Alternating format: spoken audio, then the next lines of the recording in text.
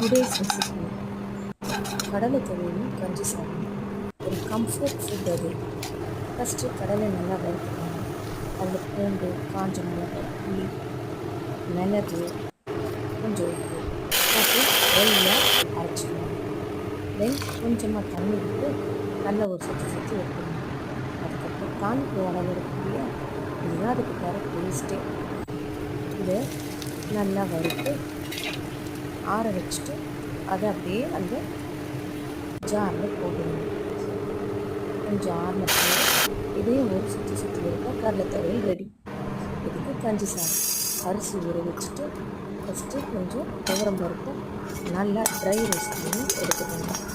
நல்லா வாசம் வரணும் இந்த கலரில். அதுக்கப்புறம் உடைச்ச உளுந்து இதுவும் அதே மாதிரி ட்ரை ரோஸ்ட் பண்ணி எடுத்துக்கணும்.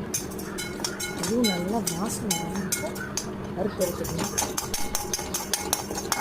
நல்லா ட்ரை ரோஸ்ட் பண்ணின பிறகு இதையும் துவரம் பருப்பு, உப்பு பருப்பு, அரிசி விட்டு தண்ணி ஊற்றி நல்லா 2-3 விசில் வர விட்டு எடுத்துக்கணும்.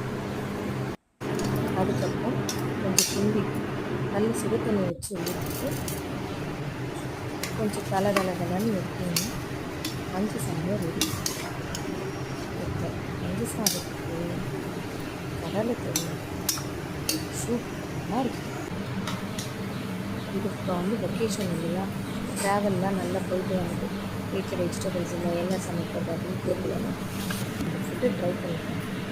கண்டிப்பாக எல்லாருக்கும் பிடிக்கும். சப்ஸ்கிரைப் பண்ணுங்கள். உங்களுக்கு ஏதாவது டவுட் இருந்தால் கேளுங்க comment section. Thank you so much.